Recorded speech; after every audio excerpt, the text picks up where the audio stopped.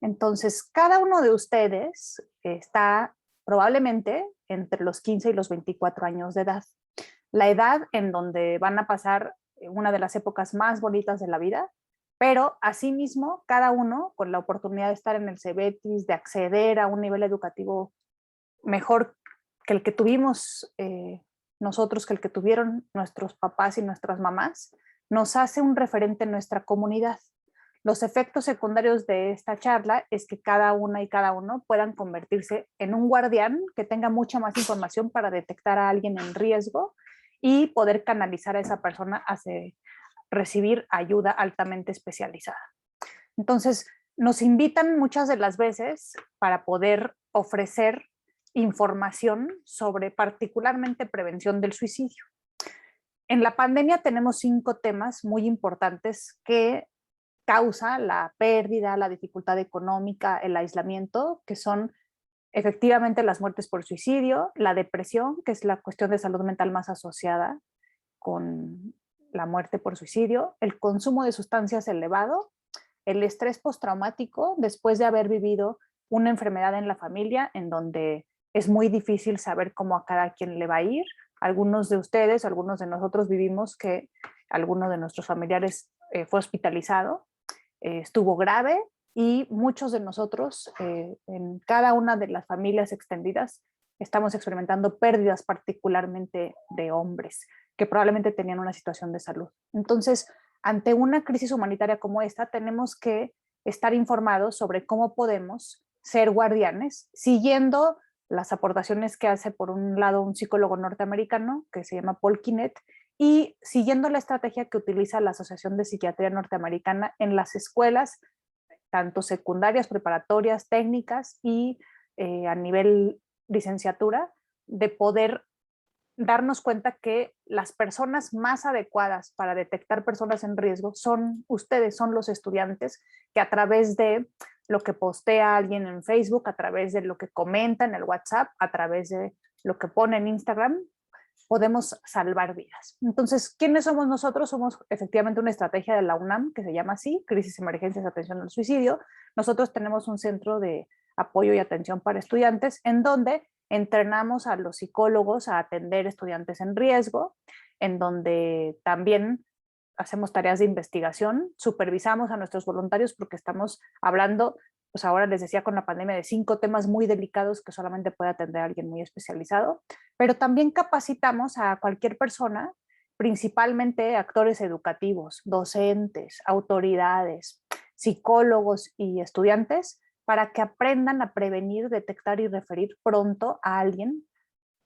Y pues tenemos, les dejaba yo al principio, una página de Facebook en donde tratamos de transmitir de forma responsable información sobre prevención del suicidio. Tenemos un canal de YouTube en donde ustedes pueden revisar las clases que damos a nuestros voluntarios y también hacemos investigación para conocer salud mental en estudiantes. Entonces, pues, ¿qué detectamos? Ayer, por ejemplo, presentábamos los resultados de la investigación que hicimos con más de 1000 estudiantes de primaria, en donde vimos que efectivamente hay síntomas importantes para algunos que tuvieron el privilegio de confinarse en casa, de estar aburridos, de estar más irritables, pero que al menos más del 30% de los estudiantes han tenido, además de la pandemia, un cambio en la situación económica de su familia, el diagnóstico de una enfermedad grave, además del COVID, el que alguien se haya tenido que ir a vivir a su casa porque ya no tiene recursos para pagar la renta, que tal vez su mamá, que no trabajaba, tuvo que incorporarse al mercado laboral y que todos esos cambios vividos como eventos altamente estresantes, un incremento en las discusiones de sus padres, la separación o el divorcio, que algún hermano fuera encarcelado o tuviera un conflicto grave con la ley, pues claro que nos ponen en riesgo de generar una cuestión de salud mental. Entonces, ustedes como estudiantes tienen esta oportunidad de, a lo largo de esta charla, ir revisando quiénes de ustedes o de sus amigos más cercanos se encuentran en riesgo porque vivieron mucho estrés durante la pandemia y también tienen otros factores de los que vamos a hablar, que los guardianes pueden aprender a detectar y no esperarse, vencer el estigma y acompañar a esa persona o tener un directorio que los ayude a acercarlos a recibir apoyo profesional. Nosotros, como les decía, tenemos un grupo de psicólogos que trabajan en la universidad, que a través de una plataforma los estudiantes pueden solicitar una cita. Y también, pues desafortunadamente, hemos tenido en la UNAM, como en muchas otras escuelas, intentos suicidas en el campus donde tenemos que capacitar a los primeros respondientes para saber qué hacer cuando un estudiante está en riesgo y hay que hacer una intervención. Bueno, en términos de cómo capacitamos a los voluntarios, pues yo soy quien está al frente de la estrategia, pero también tenemos un grupo de psicólogos que son especialistas en psicoterapia individual, en psicoterapia familiar, porque en el caso de los estudiantes muchas de las veces es importante referir a la joven o al joven y a su familia. También tenemos un profesor que se especializa en temas relacionados con el género y tenemos la fortuna de contar con una psiquiatra que atiende a un poquito más de 200 estudiantes cada semestre, porque como les decía, un grupo de ustedes, el 70% de ustedes es la época donde van a desarrollar las amistades más profundas, tal vez se van a enamorar y van a crear una familia, pero se sabe que el 30% de los estudiantes puede debutar, o sea, puede aparecer la primera crisis que tenga relación, les decía yo, con ansiedad, con depresión, con consumo de sustancias o incluso las enfermedades más graves debutan entre los 15 y los 24 años de edad, por ejemplo, la esquizofrenia. Entonces, un grupo de ustedes va a abandonar la carrera o va a tener más dificultades para aprender, para organizarse o para recordar debido a estos síntomas, porque el cerebro cuando está preocupado, muy estresado, distraído o muy triste, trabaja de formas diferentes, menos efectivas, menos eficientes y vamos a hablar sobre cómo la salud mental, por supuesto, que impacta el rezago y el abandono escolar. Entonces, ¿qué dice la OMS? La OMS nos dice en esta infografía que desafortunadamente cada vez, y en la pandemia hay que actualizar los datos, cada vez que pasa un desastre natural, cada vez que tenemos una crisis económica, pues sigue una oleada de muertes por suicidio. Entonces, el suicidio es la segunda causa de defunción en personas, les decía yo, de edad joven, superior a la muerte por homicidios y por guerra. Sabemos que desafortunadamente la gran mayoría de las personas que mueren por suicidio, porque en México no se dice logró suicidarse, consumó suicidarse o cometió suicidio, porque no es un delito y no es un logro, es simplemente una vida que se perdió y que más del 80% de las personas que mueren por suicidio, cuando se hacen entrevistas en las primeras 24 horas a su familia o a sus amigos, al menos una persona sospechaba que eso podría pasar. Se imaginarán que los problemas de salud mental pues son mucho más frecuentes en países en vías de desarrollo porque es mucho más difícil mantener el optimismo en una comunidad en donde hay pocas oportunidades de salud, de educación, de incorporarse al mercado laboral, que en un país de primer mundo en donde hay una mejor calidad de vida. Se sabe cuáles son los métodos más frecuentes que utilizan las personas para quitarse la vida y en México el más frecuente es con lo que todos tenemos en nuestra casa, con un cinturón, ahorcamiento. En otros países también se usa el envenenamiento o las armas. Los hombres son quienes más mueren por suicidio porque mueren en el primer intento utilizando métodos más letales en comparación con las mujeres. Pero lo más importante, que es de lo que queremos hablar el día de hoy, es que los guardianes pueden prevenir tanto el peor de los desenlaces de todos los trastornos mentales, que es el suicidio, como algunas otras cuestiones de salud mental. Como pues se han intentado hacer varias acciones importantes, por ejemplo, restringir el uso de armas, informar a los medios de comunicación, hacer políticas que tengan que ver con la prevención del uso del alcohol, pero lo más importante es esto, identificar tempranamente a alguien que está en riesgo, formar a los actores educativos y tratar de involucrar tanto a los medios de comunicación, a las administraciones públicas y a la sociedad civil, porque afortunadamente muchas de las cuestiones de salud mental se pueden prevenir, especialmente si se detectan a tiempo. En México, en promedio, para que una persona reciba apoyo psicológico, de que empieza a presentar síntomas moderados o graves, pasan entre 8 y hasta 20 años. Eso quiere decir que muchas personas ya no llegan a poder recibir ayuda, pero si ustedes logran detectarse a sí mismos o a un compañero que pueda recibir ayuda, eso de muchas maneras puede cambiar su vida y la vida de la siguiente generación. porque una persona que tiene un problema de salud mental tiene casi siempre un empleo menos remunerado y tiene una situación económica mucho más compleja. Muchas disciplinas han intentado desmenuzar la salud mental. Por ejemplo, los sociólogos y las sociólogas, por supuesto que tratan de entender que pues la salud mental no es algo individual, no es que simplemente el cerebro se desajusta y hay que tratar de ajustarlo a través del uso de medicamentos. La salud mental también es el termómetro de los niveles de felicidad que tenemos en cada uno de los países y como les decía, pues está documentado que la pobreza eleva las probabilidades de que las personas tengan temas de salud mental. También desde la antropología se ha intentado entender, porque podemos incluso tratar de revisar las cifras en donde los domingos en la noche son los días en donde más síntomas de tristeza tienen las personas, más ansiedad, justo antes de ir a la escuela al día siguiente, y las líneas de atención psicológica es cuando más llamadas reciben. Inclusive hay una fecha que se discute, que se llama el lunes azul, el Blue Monday, que es este lunes que viene ahora en el mes de enero, cuando ya pasó la Navidad, cuando ya pasó el año nuevo y cuando ya hay que regresar a la escuela, al trabajo, y en donde más personas mueren por suicidio. Pero, por ejemplo, también los antropólogos han revisado cómo cuando pasa algún evento muy difícil, por ejemplo, el día que se cayeron las Torres Gemelas, fue el día en que menos suicidios hubo en los 35 años que se llevaba midiendo las muertes por suicidio, porque también los seres humanos tenemos esa capacidad de ser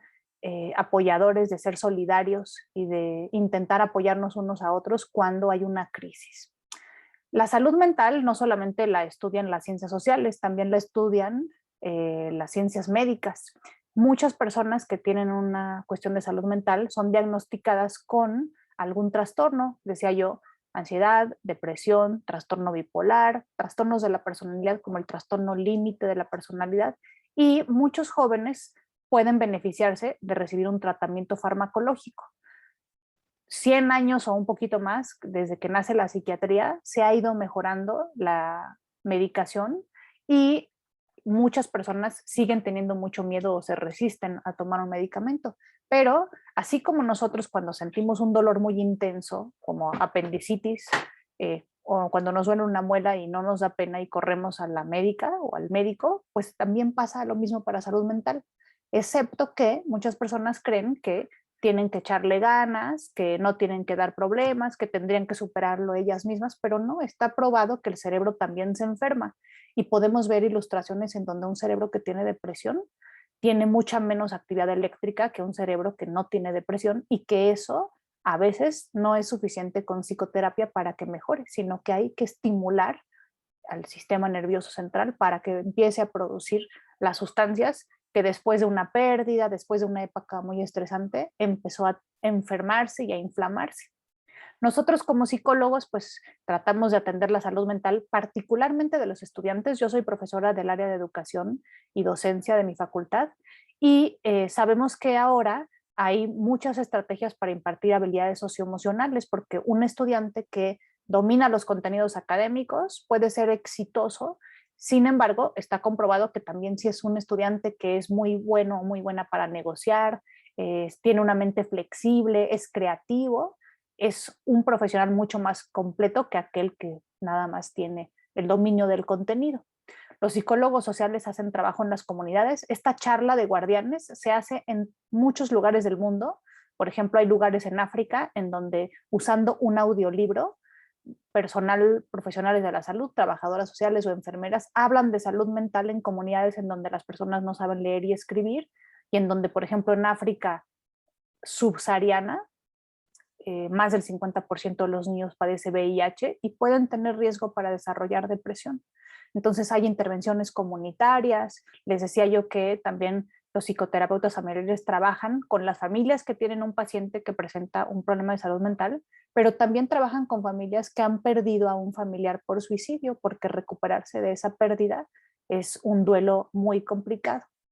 Los economistas pues han documentado que hay días perdidos, los DALI son días perdidos por cuestiones de salud. Entonces, aunque ustedes no lo crean, así como hay un nivel de jóvenes que van a faltar a la escuela porque se enferman, también un grupo de jóvenes van a tener inasistencias o retardos porque les está costando levantarse por la mañana, les está costando conectarse porque no es tan divertido a comparación de estar en vivo en el salón. Y pues, ¿qué es lo más grave? Que cuando una persona está trabajando, va a perder días productivos o va a tardar en hacer su mismo trabajo más tiempo porque, como les decía, cuando alguien está ansioso o deprimido, no rinde igual. Y es un trabajador que le cuesta más a la empresa porque no está trabajando de forma óptima. Imagínense, por ejemplo, una persona que se dedica a las ventas, pues idealmente tiene que ser una persona muy optimista, muy resiliente, pero si una persona que se dedica a las ventas empieza a tener depresión, pues se las ve mucho más complicadas en comparación con cuando su cerebro no tiene depresión. También hay un grupo de personas, en México muchas personas están con altos niveles de endeudamiento debido a la crisis económica y pues inclusive en algunos países se tuvo que cambiar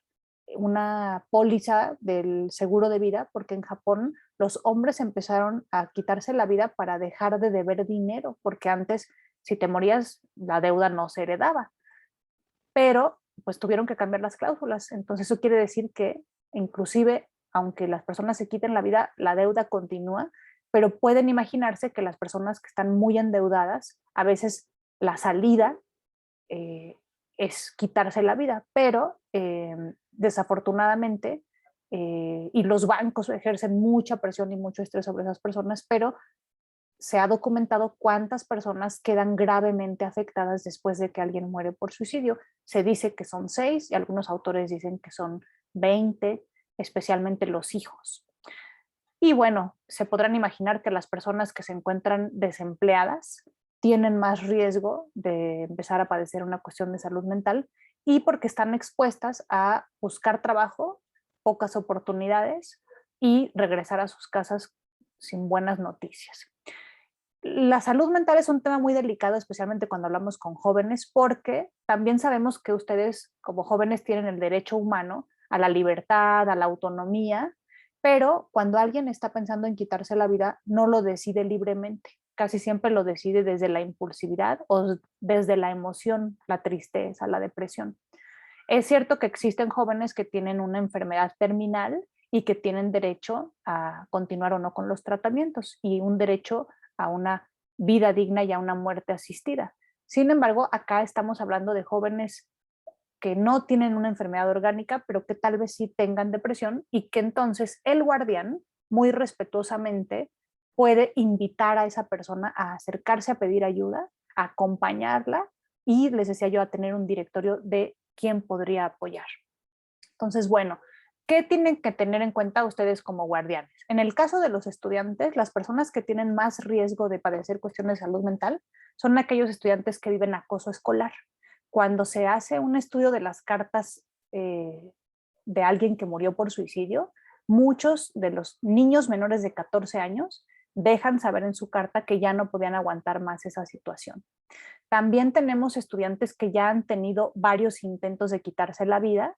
y la reacción al intento es muy importante. Hay jóvenes que cuando se dan cuenta de que sobrevivieron se sienten aliviados porque tal vez fue una decisión impulsiva, pero hay jóvenes que piensan que ni para eso son buenos. Esos jóvenes muy probablemente lo van a volver a intentar.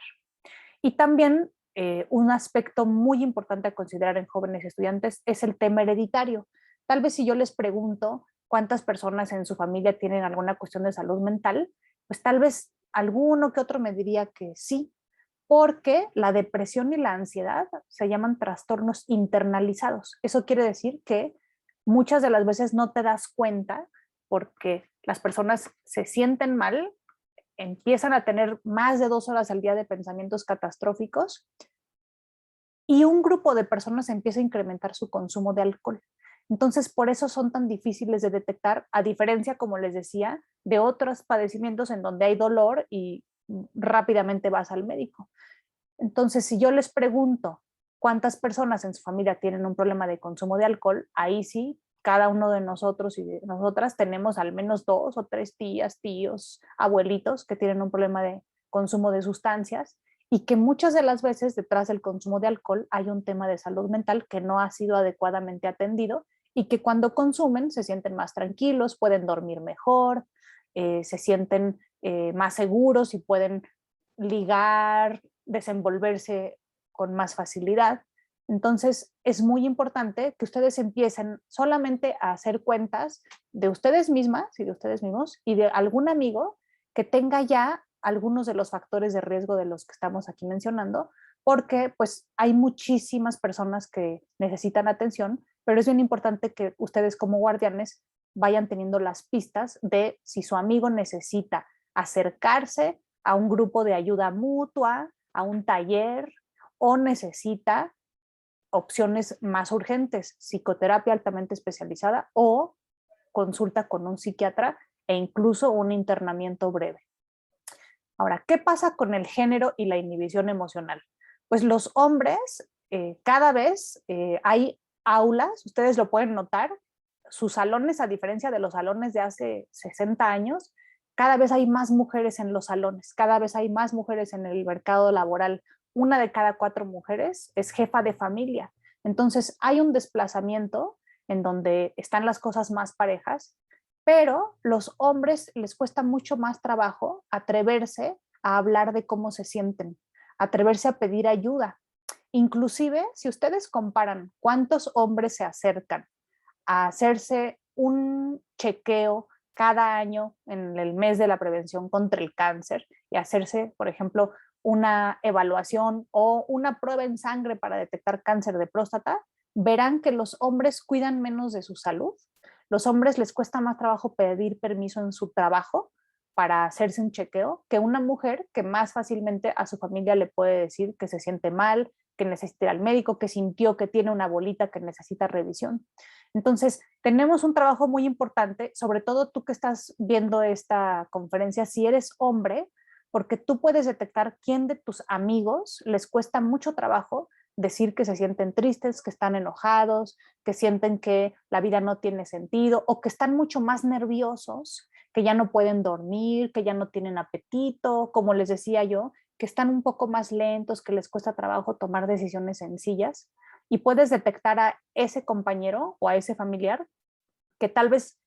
nosotros cuando revisamos, les decía yo hace ratito, cartas póstumas, pues claro que los hombres también cuando mueren se atreven a dejar una carta en donde se despiden con mucha tristeza, en donde se atreven a decir que llevaban mucho tiempo de sentirse mal y que no se daban permiso de comunicar sus emociones más que cuando estaban bajo los influjos del alcohol. ¿Qué pasa ahora con la... Hay etapas críticas del desarrollo. Entonces, como yo les decía, ustedes están en la edad joven y se han hecho muchos esfuerzos para elevar la esperanza de vida, pero desde que se empezó a estudiar el tema de salud mental se ha visto que tenemos un problema muy importante porque cuando eres joven pasan eventos muy importantes. Inicias tu vida sexual, algunos de los estudiantes y algunas de los estudiantes no tienen clara todavía su orientación sexual o la expresión de género, ¿no? Ahora ha habido muchos cambios en función de que si todas las mujeres tenemos que usar tacones, falda y maquillarnos o podemos expresar el género de otra manera. Si a todas las mujeres nos tienen que gustar y sentirnos atraídas solamente por hombres o podemos tener una pareja de nuestro mismo sexo. Entonces, la etapa joven es el debut de la vida sexual. Es debutar también con empezar a experimentar qué se siente cuando tomo alcohol o experimentar con sustancias. También tiene que ver con conocer cómo me gusta expresar el género. Y también es una etapa en donde casi el promedio de los mexicanos entre 14 y 17 años se enamora por primera vez profundamente. ¿Qué pasa cuando entrevistamos a los jóvenes que tienen una crisis emocional? Pues casi siempre es por 2 razones. Una, porque tuvieron un conflicto grave con un papá o mamá, y la segunda, porque terminaron con su pareja. Entonces, esta etapa crítica es compleja, hay que estar muy pendientes cuando alguno de nosotros o alguno de nuestros compañeros pasa por una situación que pudiera desencadenar una cuestión de alto riesgo. Ahora, ¿qué otro aspecto tenemos que considerar? El estigma. Si yo les digo que acabando esta conferencia voy a ir al dentista a hacerme una limpieza, me van a decir, ay, qué bueno que la doctora es muy responsable y cada 6 meses va al dentista. Pero si yo les dijera que me tengo que desconectar a las 6 porque voy a tomar mi cita con el psiquiatra, pues tal vez algunos de ustedes dirían, pero ¿cómo es posible? Pues si es la especialista. Entonces, todavía tenemos actitudes muy negativas hacia los usos, el uso de los servicios de profesionales de salud mental. Hay familias que incluso dicen, hasta el psicólogo tuvimos que ir a dar como si fuera algo grave o de lo que las personas se deben de sentir avergonzados. Entonces, pues que es muy importante que así como uno cuida, yo al menos cada año voy a que me ajusten los lentes, pero también cada año podría yo visitar a un psicólogo para reportarle cómo ha estado mi año y porque que se ha descubierto que las personas que tienen una cuestión de salud mental, por lo menos una vez en el último año, fueron al médico. Y en algunos países, por ejemplo en Australia, además de tomarte la presión, de medirte la glucosa, cada visita que haces al médico tienes que contestar una escala de depresión porque la depresión es un problema de salud pública. ¿Qué otro aspecto tenemos que considerar? Que pues hay problemas de salud mental importantes, pero no hay suficientes psiquiatras o psicólogos por kilómetro cuadrado. Yo que estoy en Tlanepantla, mi facultad está en un municipio del Estado de México, pues tenemos una gran cantidad de psicólogos, tenemos casi que podemos elegir si vas a un psicólogo en un hospital, en un centro de salud, o si pues coges a una cuestión privada, y entre lo privado hay psicólogos que te atienden desde 70 pesos hasta lo más caro que yo conozco en la Ciudad de México, 2,500 pesos la consulta. Pero hay estados que ni siquiera tienen un solo hospital psiquiátrico o que un psiquiatra tiene que atender a toda la consulta de un hospital. Entonces, eso a veces dificulta que podamos tener acceso a los servicios de salud. Entonces, ¿a qué me gustaría que ustedes estuvieran muy atentos? Que ya he mencionado algunos de estos factores, que algunos de ustedes durante el año y 7 meses que hemos estado en el confinamiento, hemos estado expuestos a muchos eventos altamente estresantes, a veces más de 3, cambiar de trabajo, que llegue o que nazca un hijo, un embarazo no planeado o no deseado, un divorcio, la muerte de un familiar. Algunos de ustedes tienen familiares, papá, mamá, tíos, hermanos, que son aquellos que pertenecen a profesiones de más desgaste profesional. Los profesores,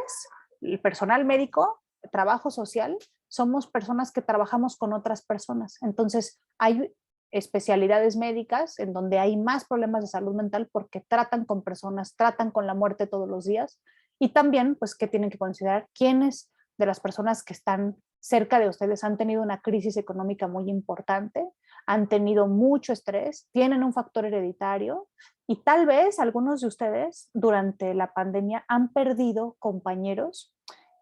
por alguna cuestión relacionada con la violencia o han perdido algún compañero que se quitó la vida y ese efecto de contagio está documentado.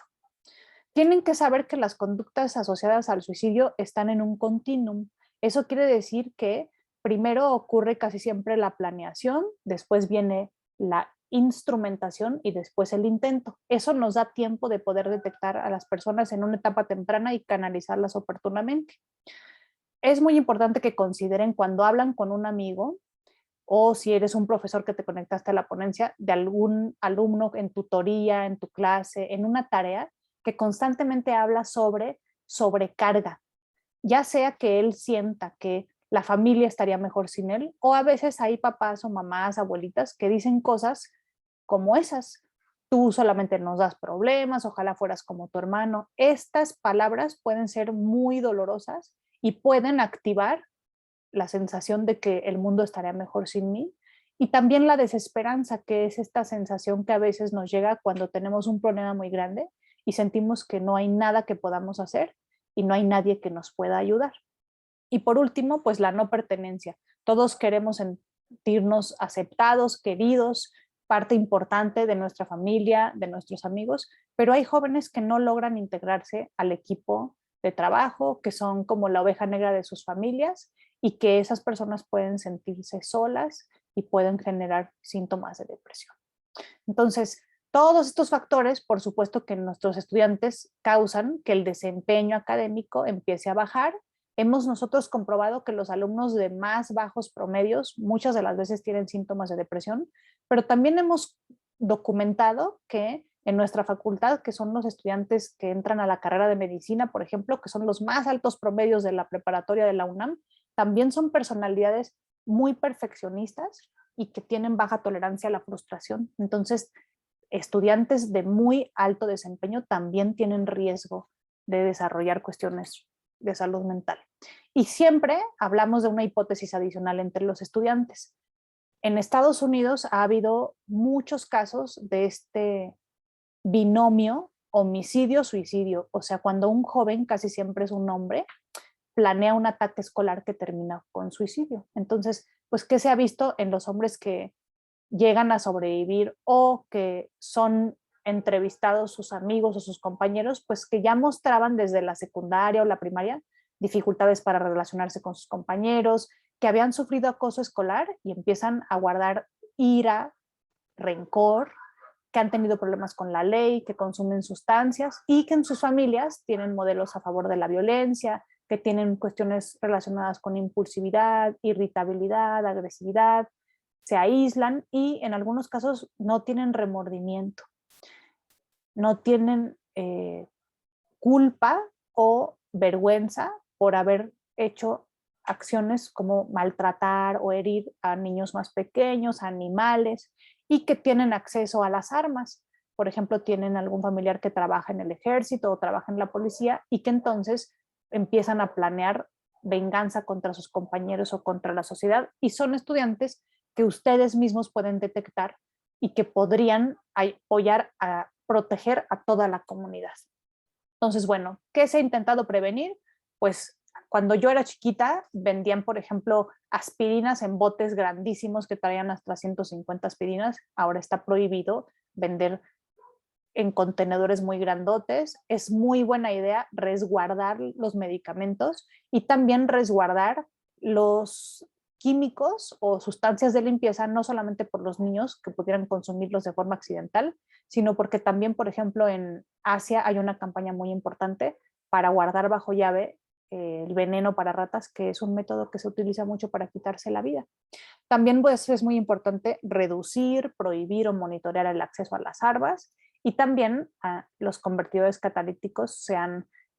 cambiado para evitar que las personas se quiten la vida inhalando gases, pero esto no es suficiente. Lo que más funciona es que hagamos estas pláticas para que cada uno de ustedes se convierta en un guardián o un monitor. Pues, ¿qué es un guardián? Es un individuo en una comunidad que tiene contacto con muchas personas cara a cara, o sea, no por mensaje, no por Zoom, sino que cara a cara puede hacer tres cosas. La primera es identificar personas con riesgo importante, notar que está teniendo, les decía yo, síntomas de tristeza, de desesperanza, de no pertenencia. El segundo paso es aprender a motivar a las personas, atrever a iniciar una conversación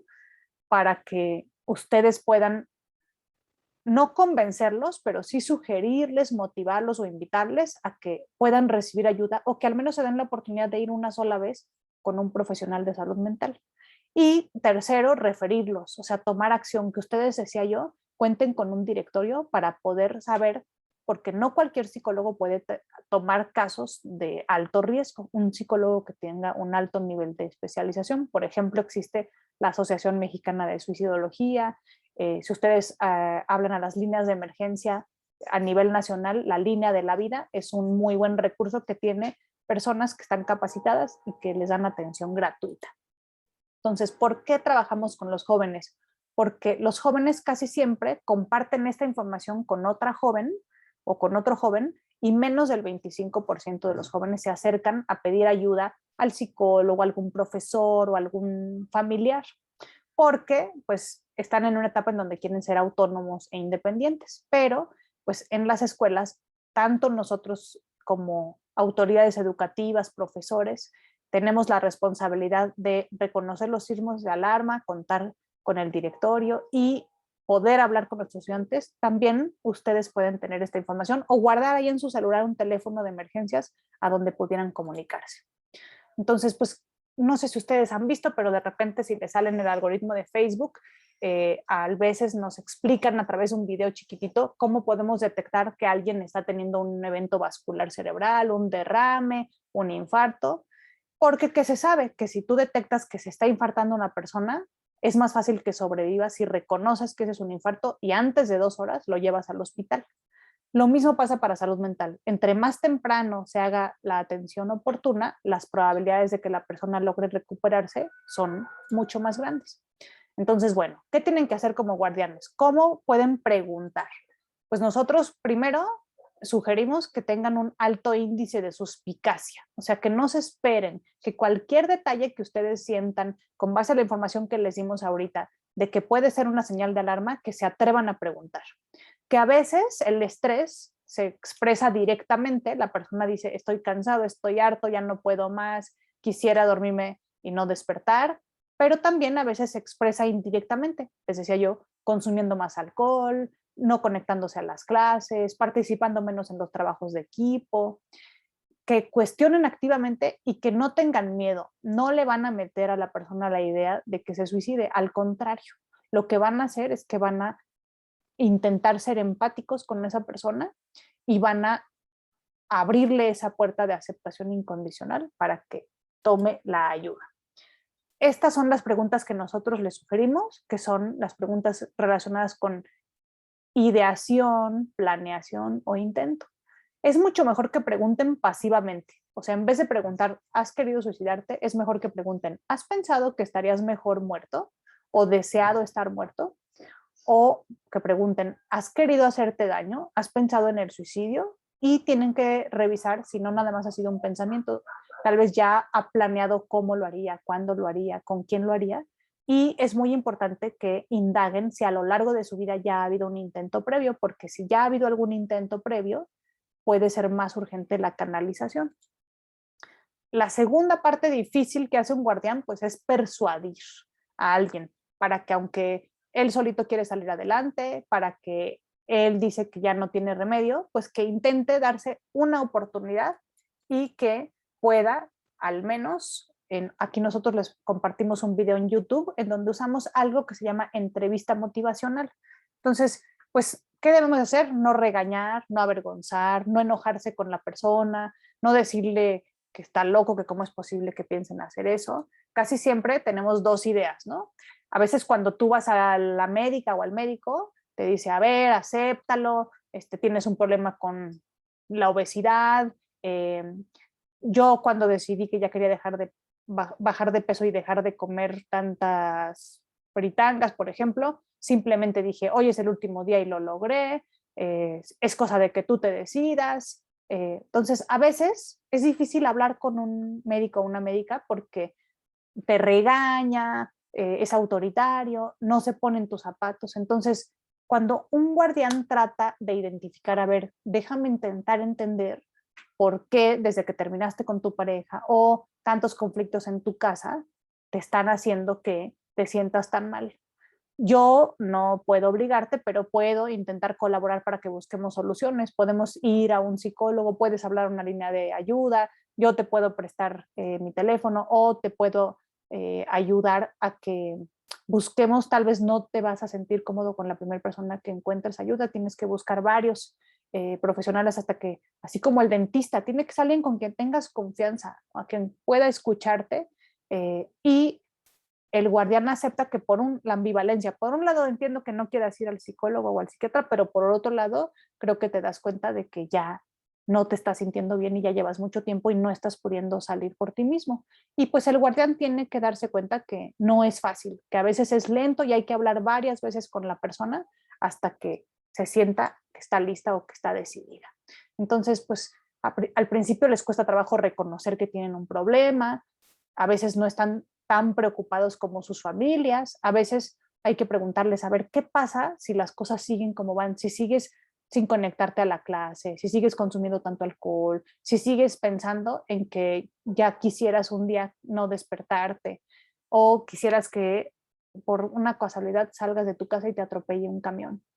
Y terminar con preguntar, pero ¿qué pasaría si las cosas cambian? ¿Qué pasaría si podemos contactar a alguien que te pueda ayudar y que vuelvas a ser a esa persona que quería terminar sus estudios, que quería conseguir un trabajo, que quería enamorarse, que quería viajar por el mundo, que quería algún día comprar una casa y tener una familia? Entonces, ya llevamos 2 pasos, notar señales tempranas y El segundo es iniciar la conversación. Y el tercer paso es referir. Entonces, como les decía, no podemos referir a alguien con mucho riesgo a cualquier tipo de intervención que no sea muy seria, que no tenga un sustento científico. Y por eso es muy importante que los guardianes, o sea, ustedes, pueden ofrecerse o a prestarle su celular a su amigo o acompañar a la persona con un profesional y esperarlo allá afuera toda la hora después de haber visto al psicólogo, o pueden pedirle a su amigo que haga un compromiso de ir y que luego les cuente si sí fue y cómo se sintió y en qué le pueden ayudar. Todos los guardianes deben de tener un directorio de referencias y deben de haber en las escuelas algún plan para poder referir a alguien en una situación de crisis. Y si tú eres profesor o profesora, pues también si tú identificas a un estudiante de riesgo, es muy importante que lo informes a las autoridades, especialmente si se trata de menores de edad, porque el compromiso institucional es documentar que hicimos todo lo posible para intentar apoyar a ese estudiante. Entonces, ¿qué les recomendamos? Nosotros tenemos la opción de que conozcan el servicio de atención telefónica de la Cruz Roja, que es un servicio gratuito de 9 de la mañana a 9 de la noche. En la UNAM hay un call center que también es gratuito y que ofrece psicoterapia vía telefónica hasta 10 sesiones. Nosotros, decía yo, tenemos una página de Facebook donde muchas veces nos escriben familiares, estudiantes para que les ayudemos a buscar a alguien en Jalapa, en Oaxaca, en Toluca. Hay una red muy importante de psicólogos desde muchas instituciones, desde las universidades que son expertos en esta temática y que tal vez ustedes puedan, por ejemplo, la Asociación Mexicana de Suicidología tiene una liga donde pueden buscar el estado en el que se encuentran y qué tipo de ayuda podrían recibir. Y obviamente, si nosotros somos útiles en algo, pues podemos dejarles nuestros datos para que nos contacten y que seamos esa liga que acerque a recibir atención profesional. Entonces, con esto yo termino esta charla y muy interesada de poder escuchar sus preguntas y si está bien para ustedes, detengo la grabación para que podamos conversar.